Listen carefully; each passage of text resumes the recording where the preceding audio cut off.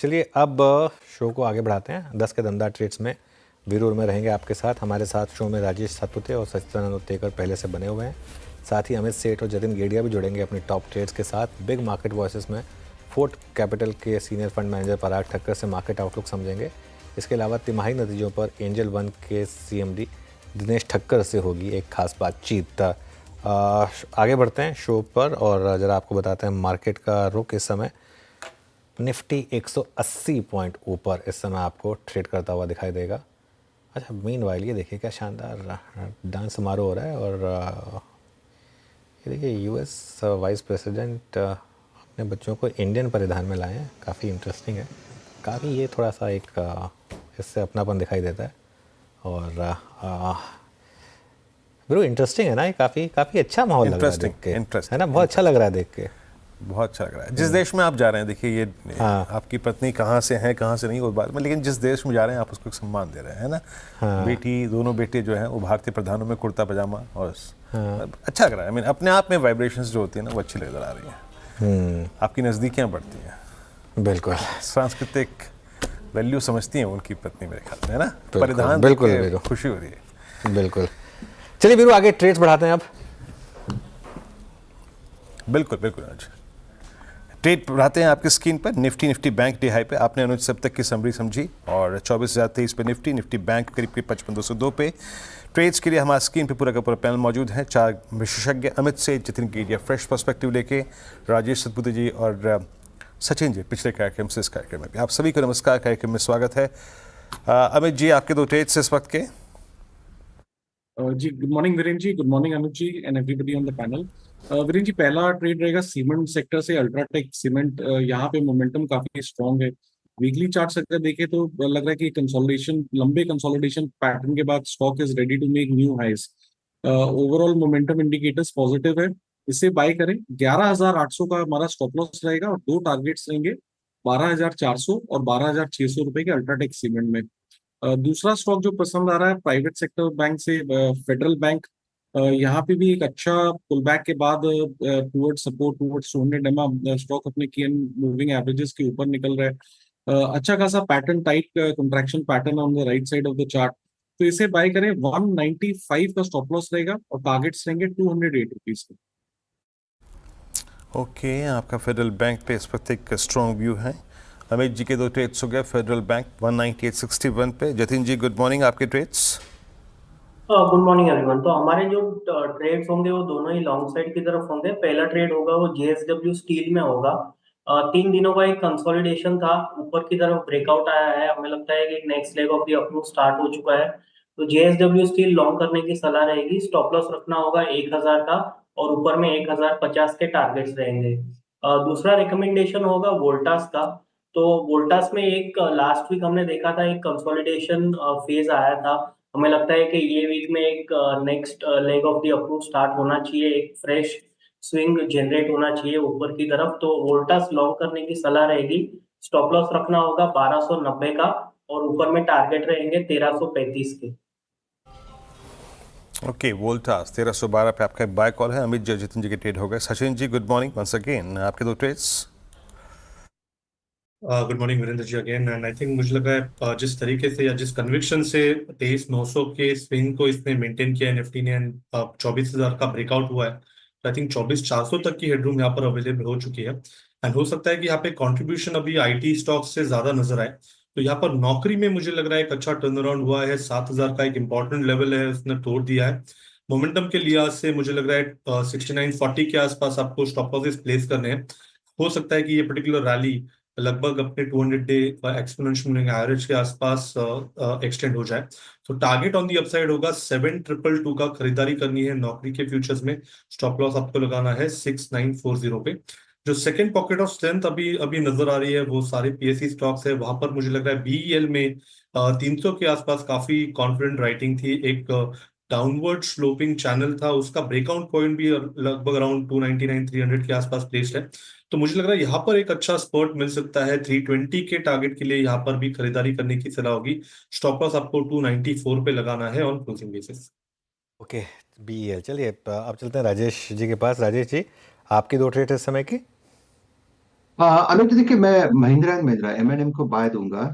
2700 के ऊपर आया है, तो जो कॉल राइटर थे वहां पे ट्रैप होने वाला है। तो ये जो स्विंग मिलेगा वो 2750 से लेके 2780 तक का होगा। तो M&M 2700 के ऊपर बाय रखे, और जो स्टॉप लॉस रखेंगे वो रहेगा 2680 का। तो मुझे लगता है आज थोड़ा M&M में शॉर्ट कवरिंग मिलना चाहिए। सेकंड बाय कॉल रहेगा, वो रहेगा बंधन बैंक में।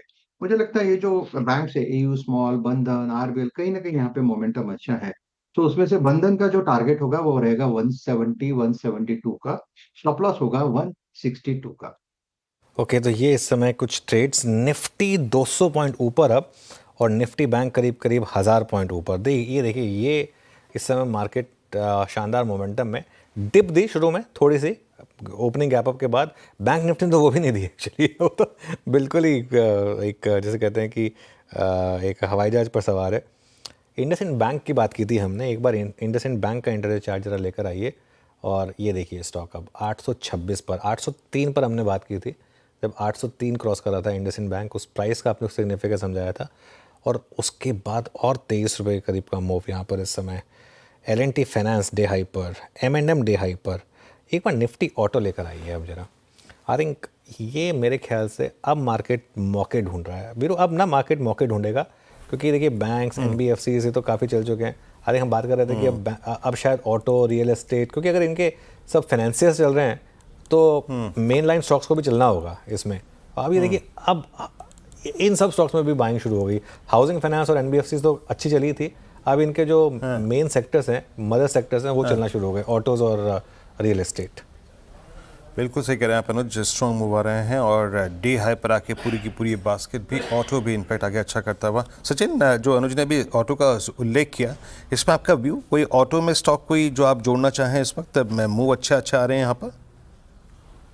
ध्यान इनफैक्ट सारे टू व्हीलर स्टॉक्स पे है। मुझे लग रहा है यहाँ पर बजाज ऑटो में एक डाउनवर्ड स्लोपिंग चैनल रहा था, बट जिस कन्विक्शन से इसने पिछले हफ्ते में एक तेजी बनाई है, मुझे लग रहा है जल्दी इस पर्टिकुलर स्टॉक में भी ब्रेकआउट होना चाहिए। 8150, 8180 का एक क्लस्टर रेजिस्टेंस है, मुझे लग रहा है वो थोड़ा सा कन्विक्शनली पार हो जाएगा, तो लगभग अराउंड 8800 तक की हेडरूम यहाँ पर अवेलेबल है। सो रिवॉर्ड टू रिस्क अपॉर्चुनिटी भी काफी ब्राइट है, कन्वर्जेंस हुआ है अपने शॉर्ट टर्म एवरेजेस का। तो आई थिंक स्टॉप लॉस यहाँ पर कहीं जाकर 7960 पे लगाने की सलाह होगी, एंड खरीदारी करने के मौके ढूंढने हैं बजाज ऑटो के फ्यूचर्स में। पहला टारगेट होगा 8150 का, सेकंड टारगेट होगा अराउंड 8400 का। ओके, मीनवाइल एक बार निफ्टी मेटल्स इंडेक्स देखते हैं अब जरा। आई थिंक थोड़ा सा मुझे लग रहा है यहाँ पर भी एक फ्रेश मूव शुरू हुआ है। डॉलर जिस तरीके से कोलैप्स हुआ है उसके शायद बाद उसका फ़ायदा मिलता हुआ हिंदुस्तान कॉपर लीड कर रहा है इस मूव को। नॉर्मली कॉपर स्टॉक्स में अच्छे मूव्स आते हैं सबसे पहले, तो 3% के करीब यहाँ पर अच्छा मूव आपको दिखाई देगा। उसके अलावा और कहाँ पर मूव्स अच्छे हैं? CG पावर, एक बार CG पावर देखते हैं। CG पावर में अच्छा मूव आया। RBL बैंक, बंधन बैंक, दोनों में शानदार मूव इस समय। काफ़ी स्टॉक्स हैं जो अब डे हाई लगा रहे हैं। चोलामंडलम लेकर आइए एक बार जरा आप।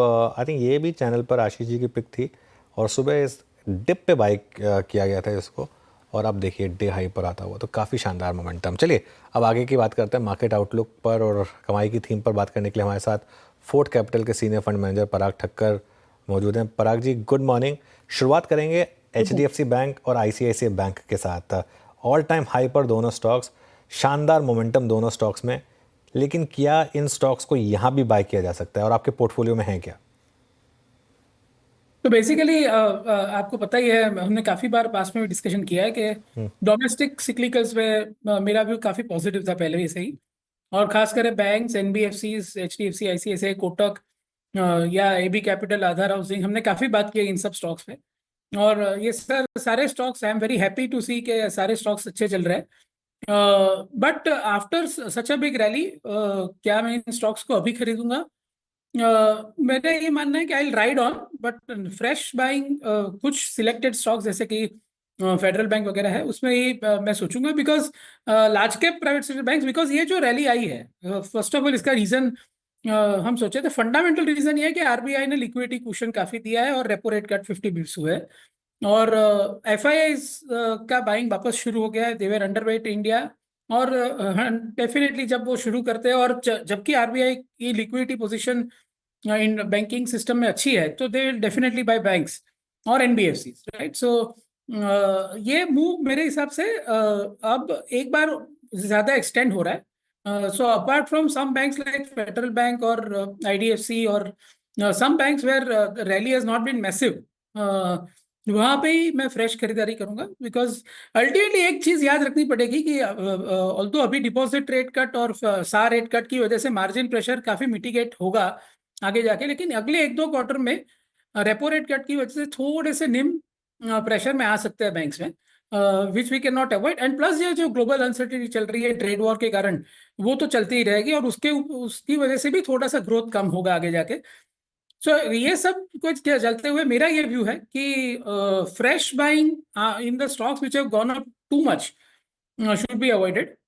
जो stocks but overall banking because of RBI's positioning के they have turned their stands from neutral to accommodative, और RBI के गवर्नर ने बोला है कि मैं एडिक्वेट लिक्विडिटी रखूंगा सिस्टम में, which is very good for banking, NBFC and overall economy. तो मेरे हिसाब से फेडरल बैंक जैसे स्टॉक जहाँ बड़ी मूव नहीं आई है, 11 के पीप है, 1.2 टाइम प्राइस टू बुक है. मनियन साहब कोटक में जिन्होंने 25 साल किया है, I think long term view से, again not short term view, long term view से स्ट्रक्चरली ये स्टॉक काफी अच्छा लगता है. ओके, तो चलिए फेडरल बैंक पर शायद आप चाहें तो ज़्यादा फोकस रख सकते हैं. आज का सबसे बड़ा जो सरप्राइजिंग मूव आया, सरप्राइजिंग इसलिए कह रहा हूँ कि नंबर्स अच्छे नहीं थे लेकिन फिर भी मूव आए, शायद पोजीशनिंग का इम्पैक्ट था. वो है IT, चाहे इन्फोसिस हो या टाटा LXC, दोनों इस समय टॉप गेनर्स में शामिल. यहाँ पर आपका क्या व्यू होगा? बेसिकली एक सिंपल बात है, हमारे पोर्टफोलियो में we hold just TCS, only one stock in the IT portfolio and we are underweight IT.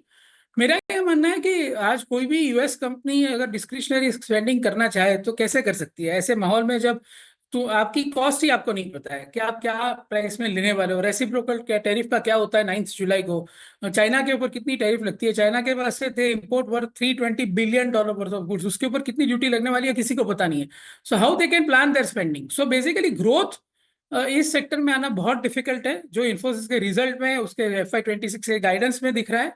Order wins TCS जैसे कंपनियों के पास काफी अच्छे हैं, लेकिन वो एग्जीक्यूशन होना it will take some time. तो मेरा ये मानना है कि IT में एक शॉर्ट कवरिंग रैली आ सकती है एक, और मार्केट में काफी हेज फंड्स है, तो एक बार बैंक निफ्टी के इतने बड़े मूव के बाद एक सेक्टर जो काफी पिटा हुआ है वो IT है, जो क्वालिटी सेक्टर भी है, तो उसमें थोड़ी सी रिकवरी आएगी. बट स्ट्रक्चरली जब तक टैरिफ इशू रिजॉल्व नहीं हो जाता है, जब तक ये स्टैगफ्लेशन वरी ऑफ US निकल नहीं जाती है, आई वुड से कि डोमेस्टिक सिक्लिकल्स में ही रहना चाहिए. और उसमें भी मेरा ये मानना है कि जब मार्केट इतना यूफोरिक हो जाए तो थोड़ा सा प्रॉफिट बुक करने में भी कोई हर्ज नहीं है, so that you can deploy that cash when again market turns negative because of some global reason. अच्छा पराग जी, अभी अमेरिका के उपराष्ट्रपति भारत की यात्रा में आए हैं. आई मीन ट्रेड डील से के साथ साथ आई थिंक आपके टाइज, डिफेंस टाइप्स, उस पर भी शायद बहुत बात हो या फिर आगे दोनों देश बढ़ें. आपका डिफेंस पे मूव क्या है, कब व्यू क्या है आपका? HAL, BL, मजगांव डॉक, अभी आप डिफेंस में क्या क्या चेज कर रहे हैं? हमारा एक ही पिक है डिफेंस में, HAL, और BL हम 100% कंसिडर करेंगे, लेकिन आज की तारीख में हमें महंगा लग रहा है बिकॉज ट्रेलिंग बेसिस पे अगर देखें तो आप 50 का PE है, but HAL on 1 year forward basis 30 के PE पे काफी 16-17 हजार करोड़ नेट कैश वाली कंपनी है और हाई एंट्री बैरियर बिजनेस है. डेफिनेटली वो जो करता है वो इंडिया में कोई नहीं कर सकता है. 1,85,000 करोड़ की ऑर्डर बुक है, 6 साल की ऑर्डर बुक है. लेटेस्ट अभी 62,000 करोड़ का ऑर्डर आया था और एक बड़े ऑर्डर की उम्मीद है अगले साल में. मेरे हिसाब से HAL और अदर दूसरे PSUs में बात करूं तो NTPC और NHPC जैसे स्टॉक्स हमारे पोर्टफोलियो में है. मैं PSU पैक पे काफी पॉजिटिव हूँ, ये चलते हुए कि गवर्नमेंट का खुद का इंटेंशन है, मोदी जी का खुद का इंटेंशन है कि इन्वेस्टर्स PSU में पैसा कमाएं, और काफी सारे PSUs है जो बड़े बिजनेसेस है और रिलेटिवली अट्रैक्टिव है. आई वुड नॉट से एकदम absolute attractive, but relatively attractive है. तो और स्ट्रक्चरल अर्निंग्स है, सिक्लिकलिटी कम है इन स्टॉक्स में. तो मेरे हिसाब से वेदर HAL हो, NTPC हो, गेल हो, ये सब अच्छे बिजनेसेस जो इतने ज्यादा नहीं चले हैं. जैसे कि HAL का हाई मेरे ख्याल से 5,800 था, अभी 4,300 के आसपास है, तो काफी करेक्ट भी हो चुके ऊपर से. तो HAL is a good stock to have in the portfolio in my view, and we have it in our portfolio. मैं एक डिस्क्लोजर देना चाहूंगा कि चाहे वो HAL हो या NTPC हो या फेडरल बैंक हो या IDFC फर्स्ट हो, ये सारे स्टॉक्स हमारे पोर्टफोलियो में हैं, और हमारे क्लाइंट्स के PMS पोर्टफोलियोज में है। और इन्वेस्टर्स अपनी पसंद, मतलब फाइनेंशियल कंसल्टेंट्स को एडवाइस लेके ही करें। ओके, ठीक है। HL पे आपका व्यू मार्केट का। अच्छा पराग जी, सिंस आई थिंक आपका समर सीजन पूरे पीक पे है और आप दिल्ली NCR का टेम्परेचर देख ही रहे हैं, ये वाइट गुड सेगमेंट में स्पेशली एसीज की कैटेगरी में वोल्टास, देन हेवल्स, इनकी प्लेसमेंट ब्लू स्टार कैसी लग रही है आपको? वाइट गुड सेगमेंट में आप क्या चेज कर रहे हैं इस वक्त या फिर करना चाहेंगे जहां वैल्यूएशंस आपको कंफर्ट दे रहे हैं? हमारे पास ब्लू स्टार और क्रॉम्पटन है, हालांकि उनके वेट काफ़ी कम है, बिकॉज खास करके ब्लू स्टार जैसे स्टॉक्स में लिक्विडिटी काफ़ी कम है। बट ये दो स्टॉक्स हमें पसंद है, और हमने to play this summer theme, and हर साल गर्मी बढ़ती जा रही है, तो डेफिनेटली ये थीम सिर्फ एक साल के लिए नहीं रहा है।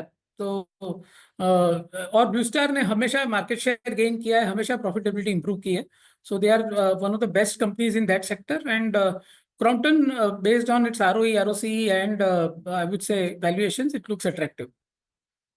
ओके, चलिए अब एक काम करते हैं। पराग जी बहुत बहुत शुक्रिया आज हमारे साथ जुड़ने के लिए और इन सब टॉपिक्स पर बात करने के लिए। अब आगे बढ़ते हैं और पराग ठक्कर जी से बात हो रही थी, एक और ठक्कर जी से बात करेंगे। अब हम एंजल वन के नतीजों की बात करेंगे। चौथी तिमाही में कंपनी के नतीजे कमज़ोर हैं, एक्सपेक्टेड था। मुनाफा सालाना आधार पर 49% गिरा है, आय में भी 22% की कमी आई है, वहीं मार्जिन का आंकड़ा भी पिछले साल के मुकाबले 6% घटा है। हमारे साथ कंपनी के chairman and managing director Dinesh Thakkar मौजूद है। Dinesh ji good morning. देखिए खैर आप तो मार्केट के ही आदमी, तो आपको तो ये सब चीज़ें पता होती हैं कि नंबर्स भले ही आपके वीक लग रहे हैं on the face of it, लेकिन मार्केट तैयार था इसके लिए। वैसे भी Q4 काफ़ी ख़राब क्वार्टर था इक्विटीज़ के लिए, लेकिन क्या ये माना जाए कि ये एक तरीके से आपका सबसे ख़राब क्वार्टर्स में से एक होगा और यहाँ से चीज़ें सिर्फ इम्प्रूव होंगी, या ऐसे एक दो और क्वार्टर भी देख सकते हैं आप? इन टर्म्स ऑफ लाइक ये क्वार्टर में देखोगे तो क्वार्टर में नहीं, ये H2 में आप देखोगे ये सारे अपने ये ग्लोबल इश्यूज, रेगुलेटरी चेंजेस जो हुए थे वो सीक्वेंशियली इतने सारे हुए थे कि इसका इम्पैक्ट रेवेन्यू पे, क्लाइंट के वॉल्यूम पे और रिटेल जो किस जहाँ पे एक्सपोजर ले सकता है वो भी थोड़े कंफ्यूज हो गए। इसमें क्या होता है, जब तक मार्केट अपसाइड नहीं दिखाता है ना, रिटेल को जल्दी नहीं होती है कि क्यों मार्केट में अभी मैं डिसाइड करूं मुझे क्या लेना है। तो उस हिसाब से यस, रेवेन्यू के हिसाब से, नंबर ऑफ ऑर्डर के हिसाब से आई वुड से हमने लास्ट क्वार्टर जो देखा वो बॉटम है। Worst for this industry I would say is behind us. इस इंडस्ट्री ने जो कहते हैं ना परफेक्ट स्टॉर्म देख लिया ये 6 महीनों में। जो भी गलत होना था, जो भी इनके अगेंस्ट जाना था, वो चीजें हुई। अब देखोगे तो FIs वापस return is coming back to the market. अब देखोगे economic also micro conditions are getting better, repo rate नीचे हो रहे हैं, इन्फ्लेशन कंट्रोल में आ रहा है। तो या रेवेन्यू के हिसाब से, नंबर ऑफ ऑर्डर के हिसाब से I would say worst is behind us. In revenue के हिसाब से, नंबर के हिसाब से worst is behind us. But लेकिन एक चीज़ है, इंडस्ट्री पूरी ख़राब रही। मैं उस दिन नितिन कामत जी के साथ भी बात कर रहा था, उन्होंने भी साफ साफ कहा था कि जो पीक नंबर्स थे वो तो पिछले साल आ चुके हैं, अभी थोड़ा इंडस्ट्री को टफ माहौल से गुजरना पड़ रहा है। लेकिन एंजल स्पेसिफिक आपने मार्केट शेयर लूज़ किया है F&O में, ये क्यों हुआ? F&O के वॉल्यूम्स कम हुए, उसका इम्पैक्ट आया, वो तो इंडस्ट्री स्पेसिफिक है, लेकिन कंपनी स्पेसिफिक आपका मार्केट शेयर क्यों कम हुआ और इसको फिक्स करने के लिए आप क्या कर रहे हैं? तो हमारे जो रिटेल ऑडियंस है वो लो टिकट साइज है। अब मार्केट शेयर में हाई टिकट साइज है, लो टिकट साइज है। अगर लो टिकट साइज कम एक्टिव होगी तो ये दिखेगा कि मार्केट शेयर थोड़ा कम हुआ। जैसे मैंने आपको बताया कि लो टिकट साइज वाले को कोई जल्दी नहीं अभी कौन सा इंस्ट्रूमेंट लेना है, तो हो सकता है वो कैश मार्केट में आए या तो फिर मार्जिन ट्रेडिंग करे। तो स्लोली, जैसे मैंने कहा, फरवरी के बाद में ये ट्रेंड क्लियर हो रहा है कि धीरे धीरे रिटेल वापस आ रहा है मार्केट में। तो ये छोटा वदगट जो होता है मार्केट शेयर में, it is because of cohort that we have. हमारे पास अगर मीडियम और छोटे टिकट साइज के कस्टमर है और हाई टिकट साइज को इम्पैक्ट नहीं हुआ है तो थोड़ा दिखेगा मार्केट शेयर हमने लूज किया है, बट इतना कंसर्निंग नहीं है, इतना बड़ा कोई नहीं है। अभी हमने देखा है if all I take a trend for 12 months 24 months, थोड़ा बहुत ऊपर नीचे होता है based on property trade active हो रहे हैं, अल्ट्रा HN एक्टिव हो रहे हैं, HN एक्टिव हो रहे हैं या रिटेल एक्टिव हो रहे हैं। उस हिसाब से थोड़ा बहुत मार्केट शेयर ऊपर नीचे दिखता है, बट वैसे कोई सीरियस कंसर्न नहीं है कि हमने कोई मार्केट शेयर लूज किया है। अब देखोगे हम जो रिटेल क्लाइंट एक्वायर कर रहे हैं उसमें मार्केट शेयर हमने गेन किया है। इसका मतलब रिटेल जो मार्केट में आ रहा है वो आज भी वो एंजल को उतना ही प्रेफर करता है। मैं एग्जैक्टली इसी प्रश्न पे आना चाहता था दिनेश सर। आप लोगों ने इसकी स्टडी करी क्या कि वो लो टिकट साइज डेरिवेटिव प्लेयर जो आपके पास था, अब वो किस प्रकार की ट्रेडिंग कर रहा है? क्या वो मार्जिन फंडिंग ले रहा है? क्या वो कैश में ज़्यादा ट्रेड कर रहा है, इंटरडे ट्रेड्स कर रहा है? वो अपने आप को इस बाज़ार में कंपनसेट कैसे कर रहा है? बिल्कुल, अभी ये काफी अर्ली है ये एनालाइज करना। जैसे मैंने कहा था, मार्केट भी कोई अच्छे मोमेंटम में नहीं थी। जब तक मोमेंटम में नहीं होती ना, रिटेल साइडलाइंस पे ही रहता है। वो कहता है बोले सब चीजें हो जाने दो, उसके बाद में मिलूंगा। मोस्टली रिटेल कब आता है? जब थोड़ी मार्केट में मोमेंटम होती है, थोड़ी पॉजिटिविटी दिखती है। तो ये 2-3 मंथ में पता चलेगा कि वो जो रिटेल एफएनओ में कर रहे थे वो कौन से इंस्ट्रूमेंट को प्रेफर करेंगे। क्या थोड़ा ज्यादा पैसा लेके ऑप्शन ही लेंगे, या 2 ऑप्शन की जगह पे और एक ऑप्शन लेंगे, या तो कैश लेंगे या तो मार्जिन ट्रेडिंग लेंगे। Bit early right now, but they are coming back. But they are coming back. अच्छा सर, ये मार्जिन्स की ट्रेजेक्ट्री जो करीब करीब 32.5 की रही, मतलब आपको लगता है कि दिस इज़ द वर्स्ट, और आने वाले क्वार्टर्स के लिए क्या मार्जिन का आउटलुक है? इसी रेंज में या फिर एक रिकवरी हो? नहीं, जैसे हमने गाइडेंस दिया हुआ है कि लास्ट क्वार्टर में जो है आईपीएल का पार्शियल अपना अमाउंट बुक हुआ है। आईपीएल का जो कॉस्ट है ना, उसकी बेनिफिट लॉन्ग टर्म है, वो वन टाइम कॉस्ट है। तो वो सब अब हटाओगे तो आपको क्लैरिटी मिलेगी कि मार्जिन एक्चुअली कहाँ पे खड़ी है।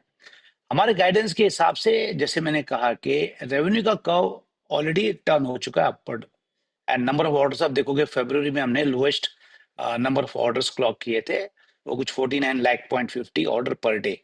उसके बाद में हम देख रहे हैं 5 या 6% ऑर्डर नंबर बढ़ रहे हैं। एक डिजिटल मॉडल का क्या होता है कि एक फिक्स कॉस्ट होता है एक प्लेटफॉर्म बनाने का, उसको मेंटेन करने का। अब जो रेवेन्यू इंक्रीमेंटल आएंगे वो मार्जिन को सिर्फ एक्सपांड करेंगे। बट अभी ये क्वार्टर, नेक्स्ट क्वार्टर में एक आईपीएल का कॉस्ट बाकी है जो ये वन टाइम है। अगर वो आप हटा दोगे, और एक वेरिएबल कॉस्ट हमने जो अपने ये रिवर्स किया था Q4 में, तो जब भी कोई बिजनेस के टारगेट अचीव नहीं करते, हमारे पास ये वेरिएबल का एक प्रोविजन होता है, तो वो भी लास्ट क्वार्टर में रिवर्स हुए थे। तो मैं कहूंगा मार्जिन एक्सपांशन आपको दिखेगा Q2 के बाद में, बिकॉज वन टाइम ये सारे एडजस्टमेंट्स होंगे Q1 में इस साल के। बट आपको मेन ध्यान जो देना है वो रेवेन्यू कर्व कैसे बढ़ रहा है। अगर रेवेन्यू कर्व बढ़ रहा है डिजिटल बिजनेसेस में, तो ऑटोमेटिकली मार्जिन एक्सपांड होती है। तो आपको नॉर्मल ओपीएम दिखेगा by the end of exit of Q4 FY26। Okay, बिल्कुल। चलिए, खैर ये तो बात हो गई आईपीएल की। एक बार वापस बिजनेस पर आते हैं। अब दिनेश जी, जो इक्विटी कल्चर को पूरा लीड किया गया वो थी Tier 2 और Tier 3 सिटीज़, और वहाँ पर क्लियरली हमने एक बहुत ज़्यादा एक ग्रोथ देखी। अब पिछले 2-3 महीनों में SIP स्टॉपेज रेशो बढ़ा है, भले ही अब मार्केट रिकवर करने लगी है वापस, लेकिन वॉल्यूम्स कम हुए हैं। क्या वो Tier 2 और Tier 3 सिटीज़ का जो एक तरफा रुझान चल रहा था इक्विटीज़ की तरफ, वो थोड़ा कम हुआ है, या आपको लग रहा है कि वो ग्रोथ ऐसी बनी रहेगी? क्या वो स्ट्रक्चरल ग्रोथ है या उसमें थोड़े सैचुरेशन के साइंस हैं? अनुज, वो स्ट्रक्चरल ग्रोथ है। आज भी देखोगे खराब मार्केट में भी जितने भी हमने क्लाइंट एक्वायर किए, तो ऑलमोस्ट 80% क्लाइंट Tier 2 और Tier 3 से आते हैं। उसमें भी Tier 3 एंड बियॉन्ड से तो 65% आते हैं। वो जो ट्रेंड चालू हुआ था आफ्टर डिजिटाइजेशन, इन्फ्लेशन कम हुआ, ऐप की पॉपुलैरिटी वो कंटिन्यू हो रही है। तो उनका market share in terms of जो नए क्लाइंट आ रहे हैं वो जरा भी कम नहीं हुआ है, वो बिल्कुल मेंटेन है। तो उस हिसाब से लगता है it is matter of time that ये जो क्लाइंट आ रहे हैं Tier 2 Tier 3 से, जो प्रपोर्शन से आ रहे हैं वो लगभग सेम है जो हम 3 साल से देख रहे हैं। तो ये स्ट्रक्चरल स्टोरी है। अच्छा दिनेश जी, एक चीज़ क्लियरली है, आपकी कंपनी, और मैं तो खैर इतने सालों से ट्रैक कर रहा हूँ, एक केस स्टडी है जिस तरीके से आपने ट्रांसफॉर्म किया एक बिल्कुल ओल्ड एज कंपनी से एकदम न्यू एज डिजिटल कंपनी में। लेकिन आगे किस तरीके के चैलेंजेस आप इस इंडस्ट्री में देखते हैं, और आप किस तरीके की प्रिपरेशन कर रहे हैं उसके लिए? अनुज, जो हमने प्रिपरेशन की थी सुपर ऐप, जो हम बिलीव करते हैं कि हमको स्टॉक ब्रोकिंग के आगे सोचना है, तो उस हिसाब से हमने काफ़ी इन्वेस्टमेंट की प्लेटफॉर्म को अपस्केल करने की। इसमें वेल्थ, अपना ये डिस्ट्रीब्यूशन ऑफ क्रेडिट, ये सब इंट्रोड्यूस करेंगे। तो आप देखोगे म्यूचुअल फंड में ऑलरेडी हमारे SIP we are number 2 in terms of incremental SIP। तो ये क्लियर कट दिख रहा है कि हमारी जो स्ट्रैटेजी थी to be a super app has been successful. Mutual fund का इंक्रीमेंटल नंबर हमारे पास अच्छे हैं। अब आप देखोगे क्रेडिट डिस्बर्समेंट भी लास्ट अपने ये 6 महीने में we done almost 750 crore. Wealth में भी देखोगे 3,700 करोड़ का लगभग एसेट्स ट्रांसफर हुए, जिसमें से 3,200 एसेट अंडर मैनेजमेंट है जो इंडिपेंडेंटली एक्वायर किए हुए हैं। ये एंजल वन के क्लाइंट ट्रांसफर नहीं किए हमने वेल्थ के लिए। तो ओवरऑल एंजल की स्ट्रेटेजी यही रहेगा कि to be a fintech company, to be like client की जो भी जरूरतें है उसको एक ही प्लेटफॉर्म पे पूरी करनी है। तो उस हिसाब से जो इन्वेस्टमेंट हमको करनी थी प्लेटफॉर्म बनाने में, हमने काफी हद तक कर ली। जैसे मैंने बताया, अब मेंटेन करना है इस प्लेटफॉर्म को, और ये प्लेटफॉर्म की कैपेसिटी आज के डेट में भी हाईएस्ट हमने जो ऑर्डर क्लॉक किए थे वो 1,40,00,000 ऑर्डर क्लॉक किए थे। आज हम जो क्लॉक कर रहे हैं वो अराउंड 55 लाख है। तो मुझे लगता है कि ये जो डिजिटल मॉडल है एंजल के लिए वो परफेक्ट है। काफी हद तक यूजर ने एक्सेप्ट भी किया है कि मल्टीपल सर्विसेज पे लेना है। तो यही फ्यूचर रहेगा एंजल वन का। ओके, चलिए आपका बहुत बहुत धन्यवाद हमारे साथ जुड़ने के लिए, और अच्छा लगता है आपसे बात करके Dinesh ji. Thank you so much once again and all the best. चलिए, इस शो को समेटने का समय आ गया है और वीरूर में आपसे इजाज़त लेंगे, और ट्रेडर्स हॉटलाइन के लिए इस छोटे से ब्रेक के बाद श्रेया आपके साथ होंगी। तो छोटे से ब्रेक के बाद ट्रेडर्स हॉटलाइन।